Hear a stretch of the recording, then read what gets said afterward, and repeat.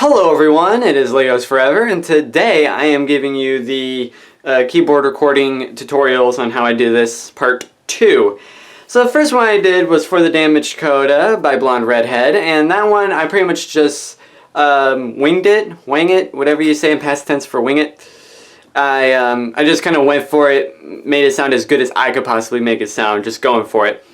This one, I'm going to be using the rhythms in the background of the song. So today, for the sake of the video, I will be using Have You Ever Seen the Rain by Creedence Clearwater Revival, CCR for short. I believe that's Creedence. I hope it's Creedence, because if not, then I just butchered the name. Either way though, so I'm going to be using that. Now, just for example, just to show you for just a quick little demo. So basically the beat that I'm using sounds like this. And I'm going to be playing the chords with it with background instruments.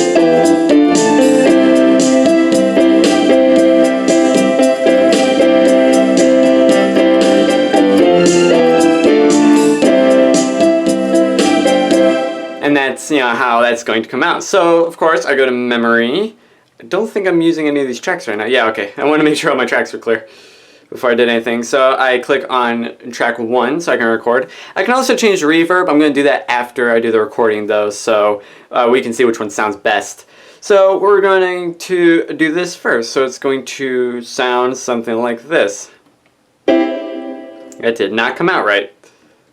Let's try that again. Drum beat first. Just click start so it starts a drum beat first.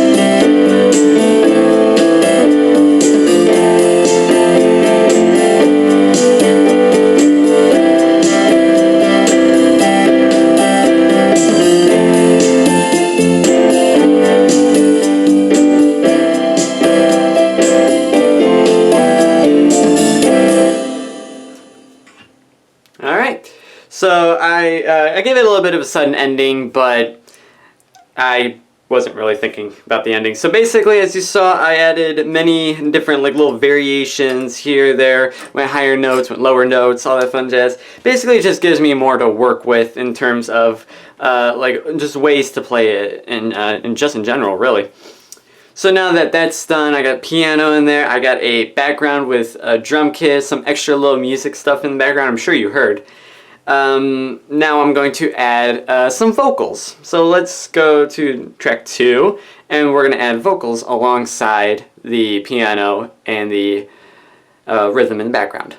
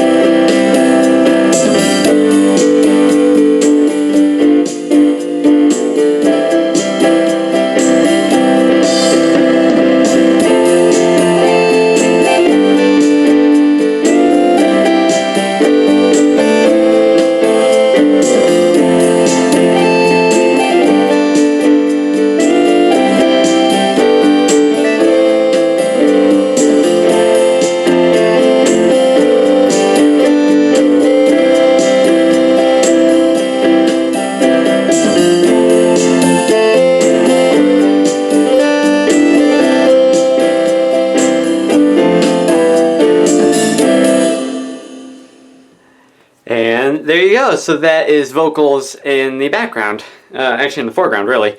So that was 2 out of my 6 tracks. I got 4 more tracks here. So what can I add to this? I already got a drum beat in the background, so I don't need to add drums. Maybe like a cymbal here and there or something, but really I don't need to add any more drums.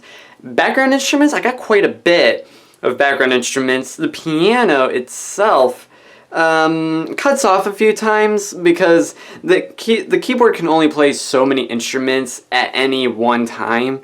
So if there's times where it's playing way too many instruments, it might actually cut out a few. So that's why like I'm holding down the pedal and I'm playing the piano while the instruments are going in the background. The piano will sometimes just want to cut out. And you've probably heard that in the background of a few songs I've done in the past, but please forgive me because that's all I can't do anything about that. So alongside that, so what can I add? Let's say we add a low like string or something like that. So well, that let's go really quick. So let's go track 3. Let's add a low string and let's have it start before the other instruments.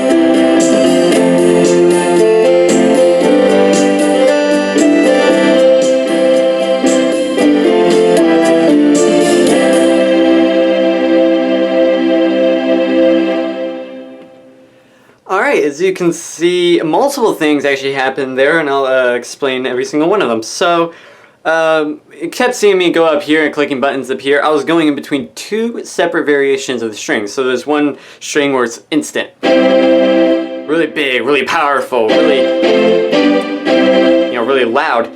The one I was going to after that was a little bit of a slower string and a bit quieter of a string.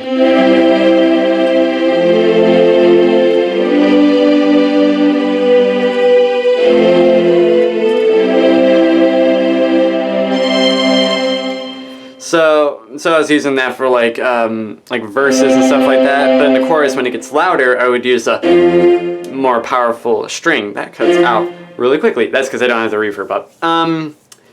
So that was quite a bit. What else could I add to this? Well, let's say I add a harmonica for the solo, or I could add like a tubular bell or something for just little parts where I can go like.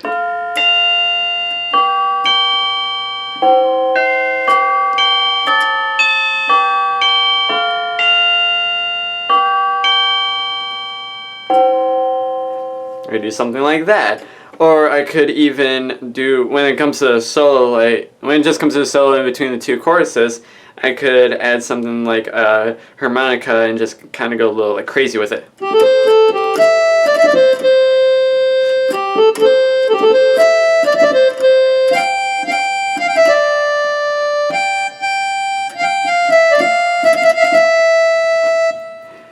For the sake of the video and just demonstrating what I'm doing, I'm not going to be doing those two because the video is already getting pretty long, so I'm just going to try to cut it off here.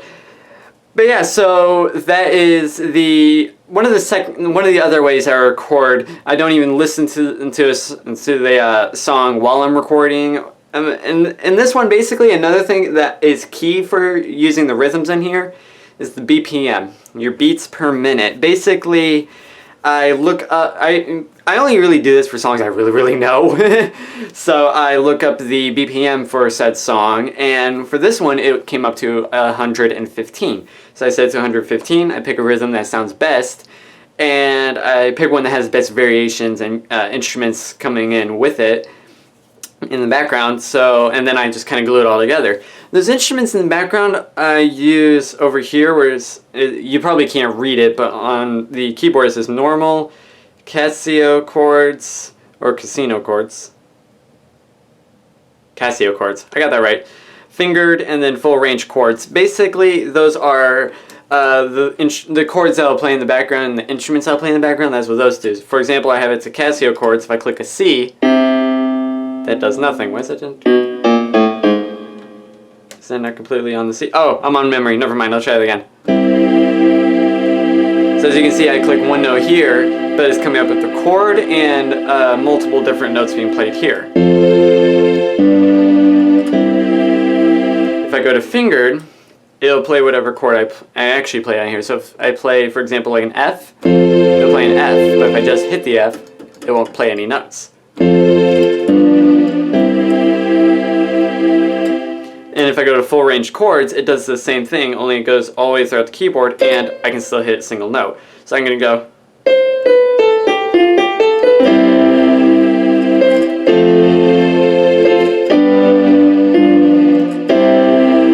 As you see there, I turned the G into a G7 by going down 2 steps. But yeah, so I'm sorry, I'm done lecturing you. Basically, that is how I do the recordings using rhythms in the background. Now there's times where I come across a song that no rhythm works with whatsoever. On the keyboard, that is. And I'll give you an example. If you have, which I hope you have, if you haven't, go look it up after this. Monster by Skillet on piano. The video I did for Monster by Skillet. Basically, in that one, I didn't use any rhythms. I used mainly cello and contrabs and a drum kit in the background, which you can't see because it's off camera over here, but trust me, there's a note being played.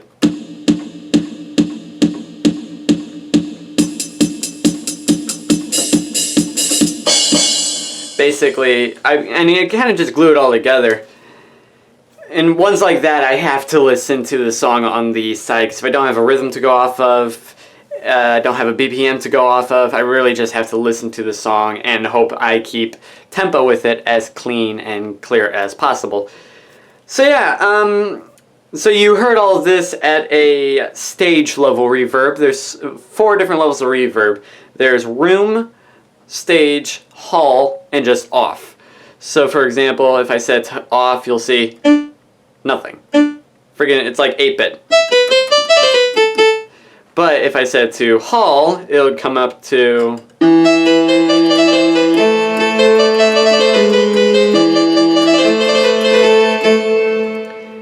Before anyone says, yes, that was a Tetris theme, I will definitely record that and put it in a video later, because I have a beat that works beautiful with that.